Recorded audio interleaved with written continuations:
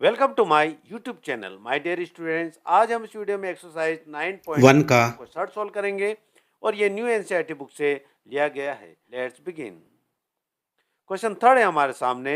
A contractor plans to install 2 slides for the children to play in a park for the children below the age of 5 years. She prefers to have a slide whose top is at a height of 1.5 meter and is inclined at an angle of 30 degree to the ground, whereas for elder children she wants to have a steep slide at a height of 3 meter and inclined at an angle of 60 degree to the ground. What should be the length of the slide in each case? My dear students, यहाँ पर एक ठेकेदार है जो बच्चों को खेलने के लिए एक पार्क में 2 फिसल पट्टी लगाना चाहती है।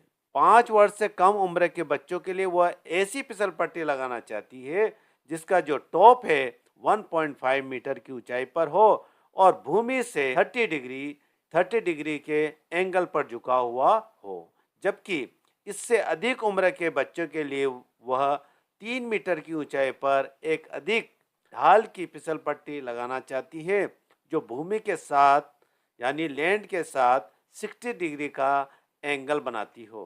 प्रत्येक स्थिति में फिसल पट्टी की लंबाई क्या होनी चाहिए, यानी यहाँ पर हमें दोनों जो स्लाइड होगी उसकी लेंथ हमें फाइंड करना होगा। हम इसको समझ लेते हैं।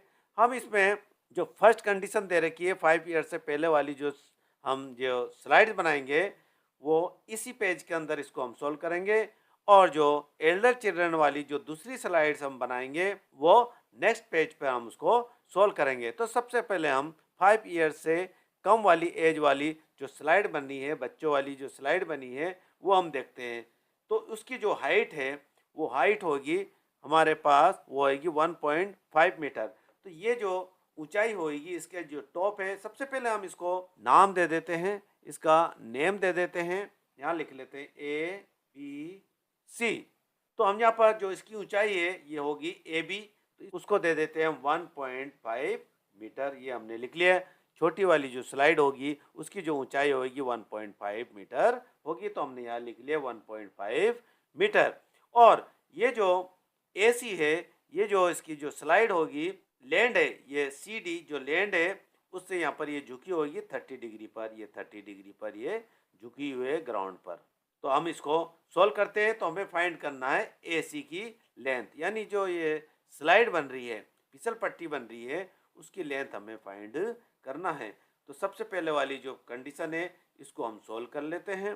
तो हम यहाँ पर लिख लेते हैं जो AB है वो टॉप ऑफ स्लाइड्स होगा, ये AB यानी इसकी ऊंचाई होगी 1.5 और AC होगी वो होगी स्लाइड। तो हम यहाँ पर लिख लेते हैं सॉल्यूशन में। मैंने यहाँ पर लिख लिया AB is the top of slide and AC is the slide, ये हो गया। अब हम देखते हैं यहाँ पर हमें मिल गया है परपेंडिकुलर, ये परपेंडिकुलर होता है और ये हाइपोटेन्यूज होता है। तो हमें परपेंडिकुलर और हाइपोटेन्यूज दे रखा है, इसका मतलब यहाँ पर आओ पंडित बद्री प्रसाद हर हर बोले, ये जो ट्रिक्स है इसके अंदर आओ। तो यहाँ पर लिख रहा देखो परपेंडिकुलर और ये हाइपोटेन्यूज।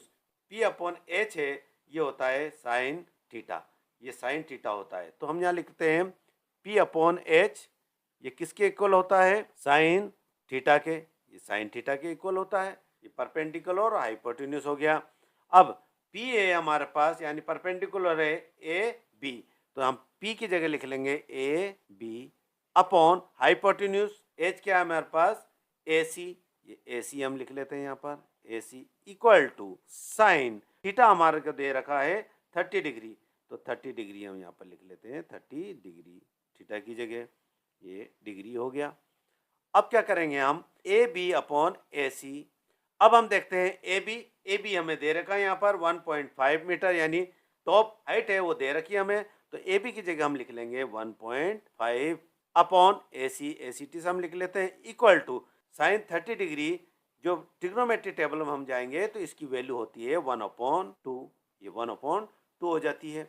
अब हम क्या करेंगे, इसको क्रॉस मल्टीप्लाई कर लेंगे, AC को 1 से मल्टीप्लाई करेंगे तो ये आ गया हमारे पास AC इक्वल टू, अब 1.5 को 2 से मल्टीप्लाई करेंगे, इससे मल्टीप्लाई करेंगे तो हमारे पास आएगा 3, ये हो गया 3 मीटर।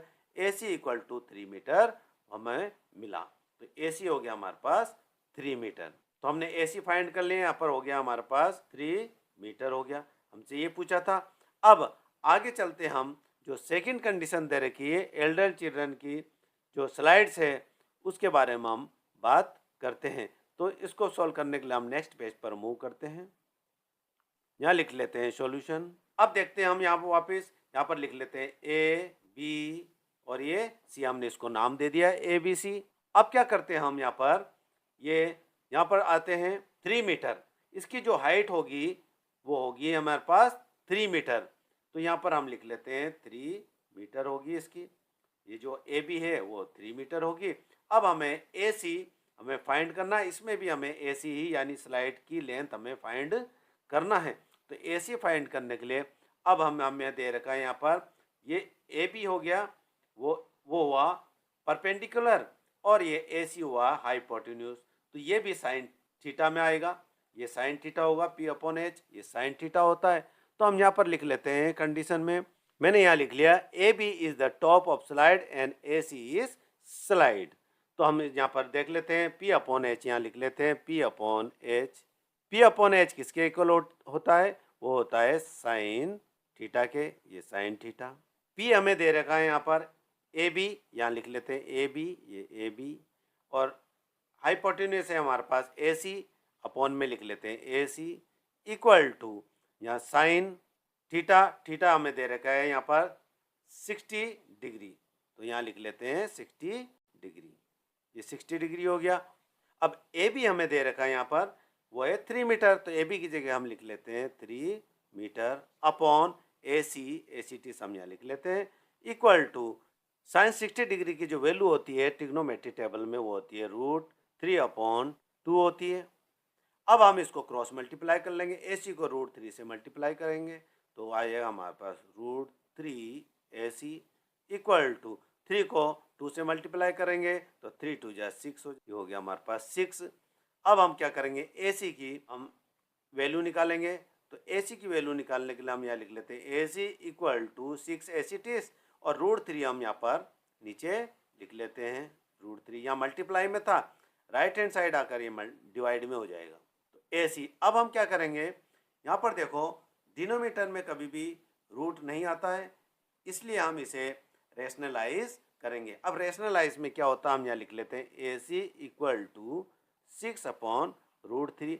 रेशनलाइज में क्या करते हैं, हम जो डिनोमीटर है उसको यहाँ मल्टीप्लाई में न्यूमरेटर में भी और डिनोमीटर में भी लिख लेते हैं, यानी इसको हम दोनों साइड से इसको न्यूमरेटर में भी और डिनोमीटर में मल्टीप्लाई करते हैं। तो यहाँ पर लिख लेते हैं √3/√3, ये हो गया।